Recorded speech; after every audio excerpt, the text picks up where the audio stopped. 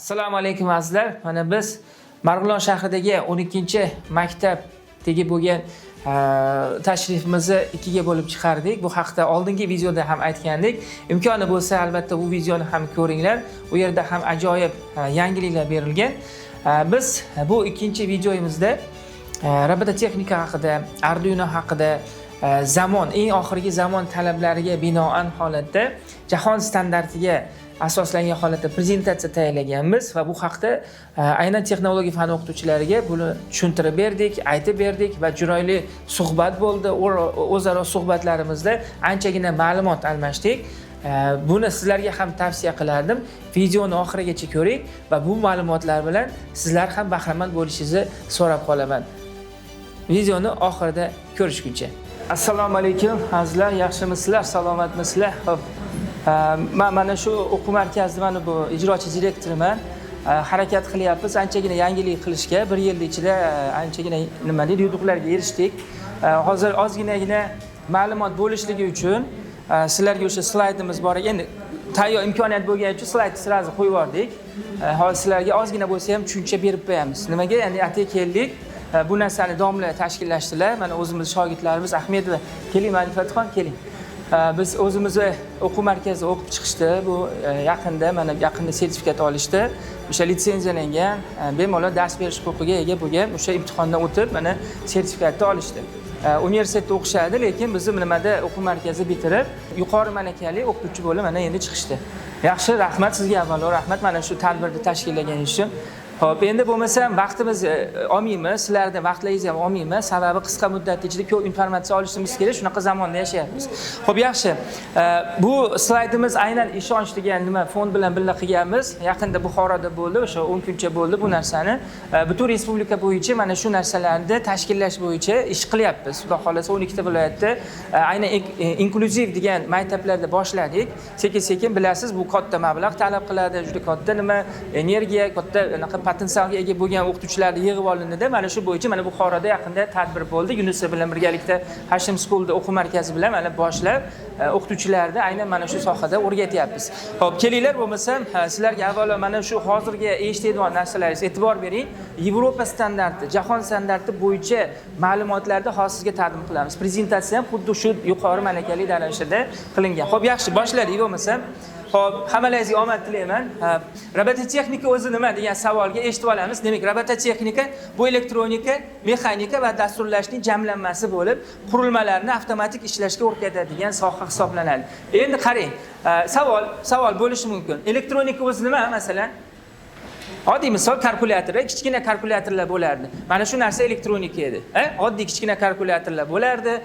Esingizda bo'lsa, birinchi chiqqan mahalda 20 yil oldin. Xo'p, endi mexanika nima? Kim aytadi mexanika? Mana oddiy masalan harakatlanish bular hammasi mexanika. Elektronikani tushundingiz. Elektronika demak, elektronikada tushganda misolchi kalkulyatoriz bo'lishi mumkin. Endi mexanika deganda harakatlanish. Bo'ldi, harakatlanish yaxshi. Dasturlash nima? Telefonda ishlatyapsiz, Wordda yozasiz, Excelda yozasiz. Umumiy misolchi qanaqadir dasturlashlar, hammasi dasturlashni nimaga tushunyapsiz? Mana shu narsa elektronika, mexanika, dasturlash bitta yig'ilib nimani hosil qilar ekan? Robototexnikani hosil qilar ekan. Endi qarang, robototexnika qurilmalarni avtomatik ishlashga o'rgatadigan, demak nima ekan soha? Mana qurilmalarni avtomatik ishlab, buni o'zi qo'yib bersangiz, o'zi avtomatik o'zi boshqaraveradi. Siz bilan ingliz tilida gaplashadi, o'nga tushib bersangiz, o'nga tushib beradi, gaplashsangiz, gaplashib beradi. Ingliz tilida faqat. Ingliz tilida menga bir qanaqadir zerikib qolyapman, menga istoriya aytib ber desa, sizga hikoya ham tuzib beradi. Tushunarliga, demak mana shu narsa, ya'ni avtomatik boshqaradi, o'zini o'zi boshqaradi. Xo'p, yaxshi. Demak, robototexnika haqida tushunib oldik. Elektronika, mexanika va mana shu programmani dasturlashda umumiy holati, jamlanmasi nimani berar ekan? Robototexnika sohasini berar ekan. O'zimni tanishtiray, endi hozirgina kirish qilib oldik. Ismim Sherzod Karimov, demak Hashim School o'quv markazining ijrochi direktoriman. Demak, shu bilan birgalikda trener o'qituvchi, xizmat ko'rsatgan professor. Xo'p, endi qaranglar, yutuqlarimiz 2023-yilda Xitoyning Xayr kompaniyasi bilan, demak, aqlli robotlar, ya'ni aqlli maishiy texnikalar bo'yicha chet elda malaka oshirganmiz 2023-yilda. 2025-yilda Xitoy Unitry kompaniyasi bilan aynan mana shu Go to Pro robotlari bo'yicha malaka oshirganmiz va 2025-yilda rezonans yadro reaksiyalar fizikasi ilmiy tekshirish instituti tomonidan xizmat ko'rsatgan professor bilan 2000 joriy yilda taqdirlandik. Xizmat ko'rsatgan professor bilan endi bularda demak yutuqlarni ko'rdik. Mana endi qarang, robot qayerda ishlatilyapti? Robototexnika hamma joyga kirib keldi. Masalan, siz ko'rmayotgan bo'lishingiz mumkin. Mana hozir ilk bor menimcha ko'rib turibsiz bunaqa robotni. Ya'ni mana shu robotlar kirib kelyapti. Butun dunyo bo'yicha hozir robototexnika o'ta darajada rivojlanib boryapti.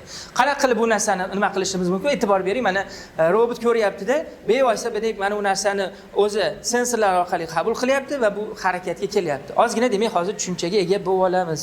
Xo'p, yaxshi. Robototexnika qaysi sohalarda qo'llanilmoqda ayni mahalla? E'tibor bering, bu narsaga demak javob. O'zi umuman qaysi sohalarda hozir qo'llanilyapti? Banklarda. Xo'p, banklarda, meditsinada, qayerda?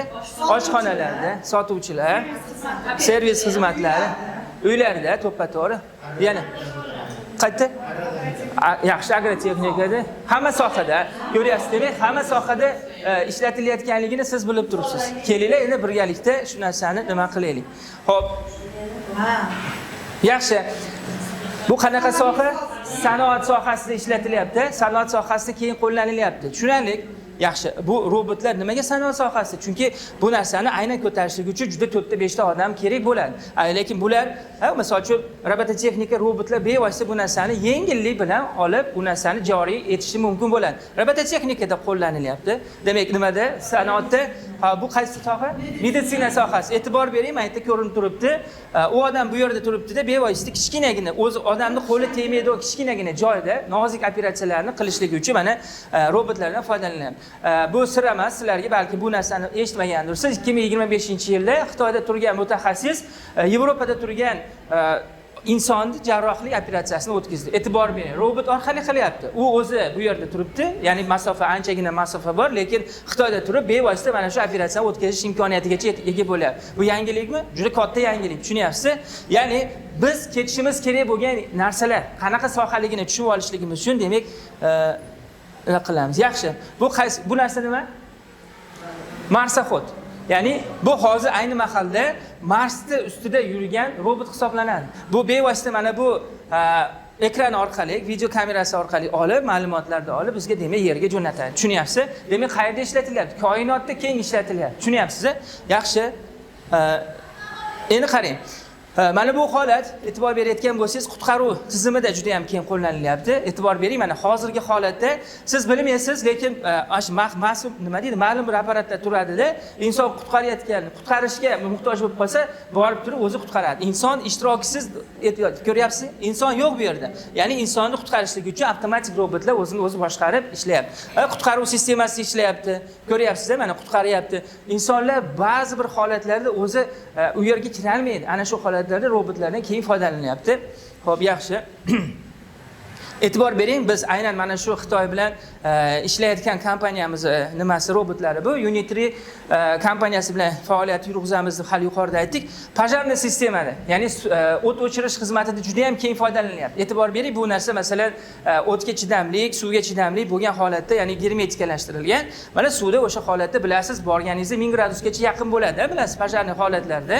Ana shu holatlarda insonni borishligi baribir xavf-xatar bo'ladi. Nimaga? Chunki o'sha o't o'chiruvchi uchun o'ziga ham aniginaqa jarohat yetishi mumkin. Bu orqali juda ham ko'p hozir qo'llanilmoqda. Bular hozir masalan juda ham faol ravishda qo'llanilganligi uchun insonlarni o'zini o'sha ehtiyotlash, ya'ni masalan o't o'chiruvchilarni jonini saqlab qolishga ham yordam beradi. Bu endi bor yo'q robot. Tushunyapsiz? Temir tersak joni bo'lmaydi. Tushunarli. Yaxshi, bunda demak o't o'chirish xizmatida keng foydalanyapti ekan. Xo'p, sal nima ekan? Biz sensorlarni bunday qilsak o'taveradi. Yaxshi, bu narsa demak maishiy texnikada.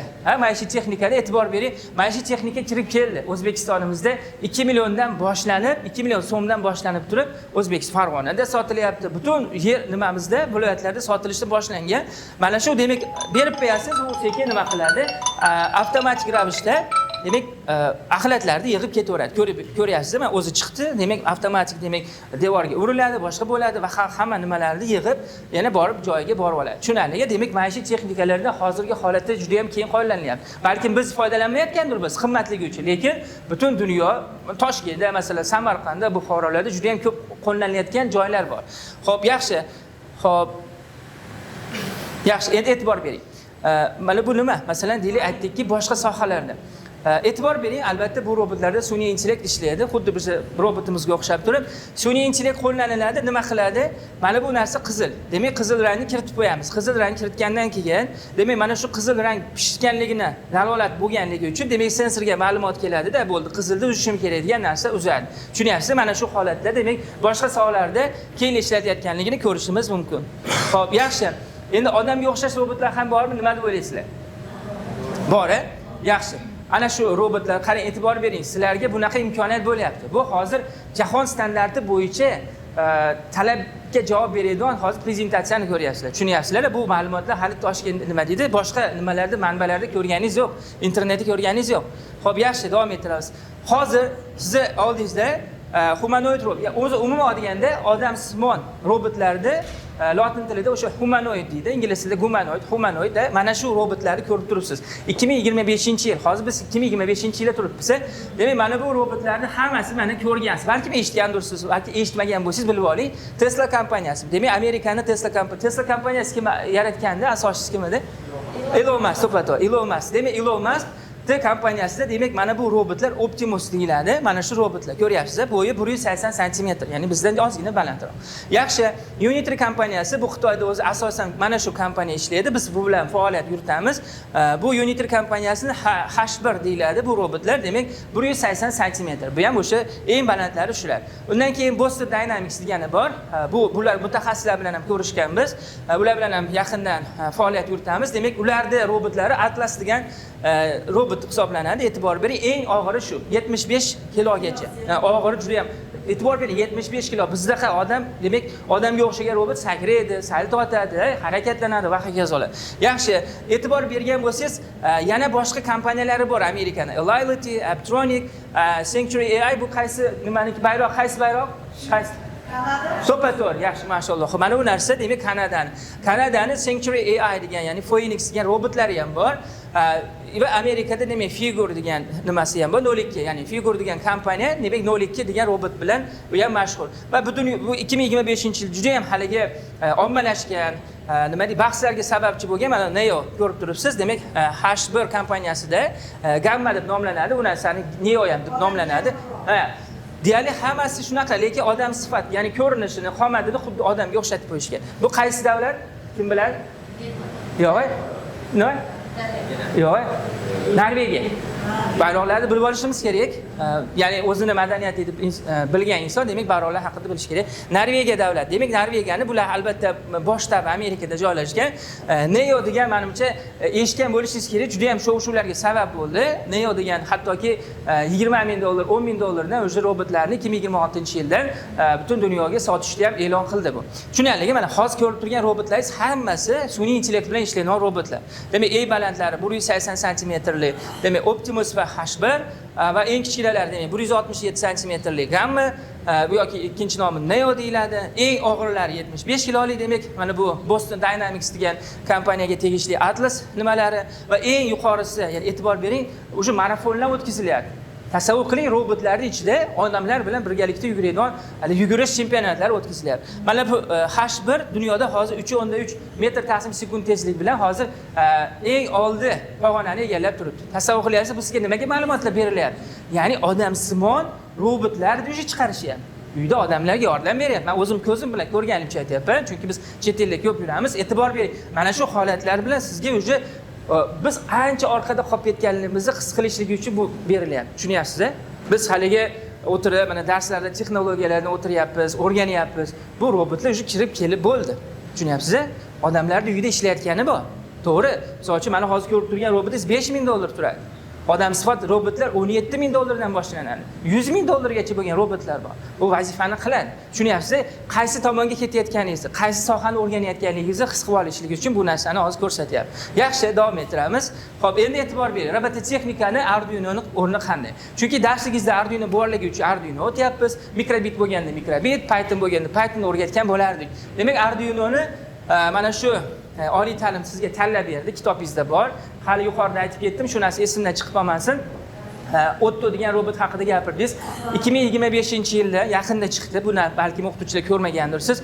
Otto 5-sinf darsligingizni hali ikkinchi qismi bor edi-ku, u yangilandi.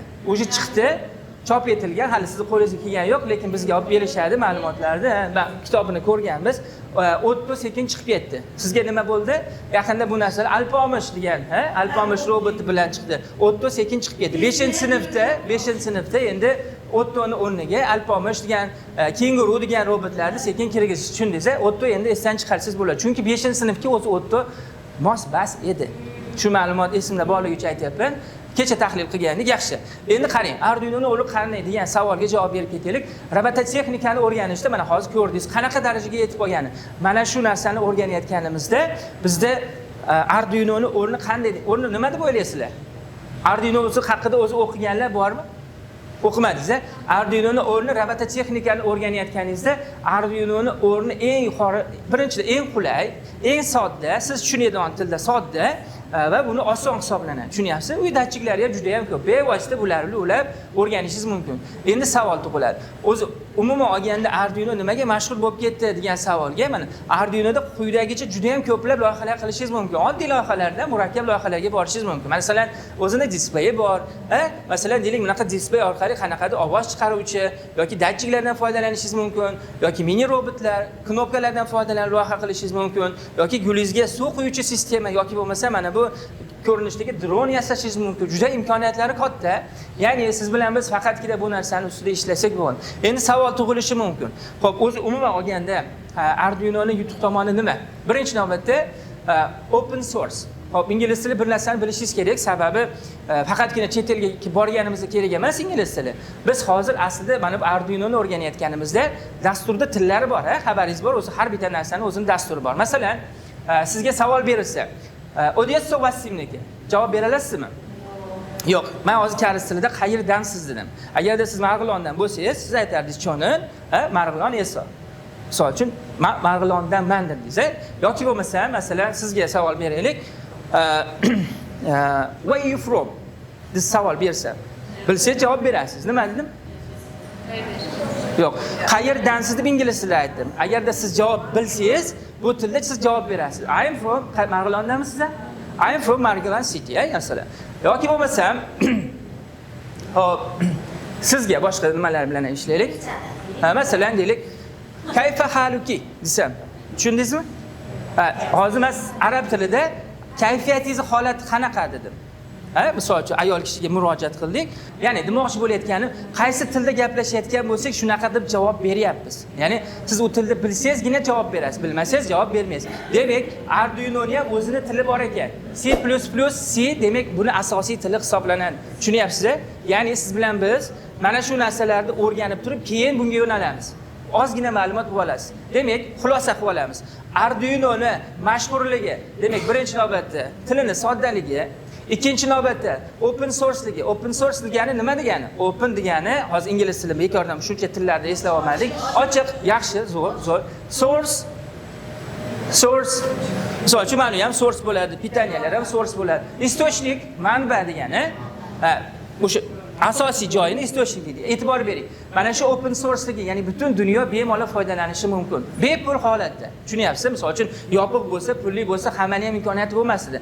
Butun dunyo bo'yicha open sourceligi, ya'ni juda ham ko'plab ma'lumotlar, juda ham ko'plab proyektlarni shundagicha olishingiz mumkin. Tushunyapsiz? Open source demak ikkinchi tomoni va uchinchisi buni o'zini software va hardware degan narsalari borligi. Hardware degani o'zini qurilmalari bor. Arduino kompaniyasini, ya'ni Arduino bilan bog'liq hozir 200 dan ortiq distribyutorlar juda ham ko'p narsalar chiqaradi. Detallar chiqaradi, aktuatorlar chiqaradi. Tushunyapsiz? Arduinoning turlarini chiqaradi. Tushunyapsiz? Yaxshi. Va asosiy ikkinchi aytdik softwareligi. Ya'ni o'zini dasturiy ta'minoti borligi. Bugunda o'tirib misol uchun bir kun shug'ullanib, ertasi kuni sizni harakatga keltiradigan bir qurilmalarni yasashingiz mumkin bo'ladi. Tushunarligi? Arduino loyihalaridan yana biri Robocar. Robocar o'zi yuradigan mashinacha. Endi biz robot o'zini olib kelgani uchun unaqa narsalar olib kelmadik. Yaxshi. Mana Robocar, ya'ni tushunib oling. Nima bu narsa? Ana bu Robocar degani 4 ta baloni bor, DC motor deyiladi. DC motor harakatlanadi. Uni demak Bluetooth orqali boshqarishingiz mumkin. Bluetooth moduli. Uni demak mana bu ear, mana e'tibor bering, mana bu narsada remote control. Ya'ni bu narsani ear sensor, ear receiver deyiladi. Mana shu datchik orqali boshqarishingiz mumkin. Bu sadaqat televizoringizni boshqarishga ham moslashtirishingiz bo'laveradi aslida. Xo'p. Joystick moduli orqali, DualShock deyilib, PlayStation PC 3 DualShock 2 deydi. Mana shu orqali boshqarishingiz ham mumkin. Mana bu orqali bularni hammasini misolcha o'quvchilarimiz hozir qilyapti. Yaxshi. Yoki bo'lmasa line follower. Misolcha butun jahon hali domla aytishdi, ustoz aytishdi, jahon olimpiadalari bo'layotganda O'zbekistonda ham misolcha xabaringiz bor. Mana shu chiziq bo'yicha yurishlik bo'yicha line follower robot deyiladi. Bu narsani mana bu datchiklar line follower datchiklar orqali, demak, qora chiziqdan yurish bo'yicha, demak, chempionatlar o'tkaziladi. Bularda qatnashish mumkin. Obstacle avoiding robot, ya'ni bu narsa mana bu ultrasonik deyiladi. HCCR04 degan ultrasonik, bu ham datchik bevosita olib ma'lumotlarni, ya'ni ultratovushli to'lqin jo'natadi. Shunga qarab turib, demak, to'siqdan qochish bo'yicha chempionatlarda qatnashish mumkin. Bularni ham qilishimiz mumkin.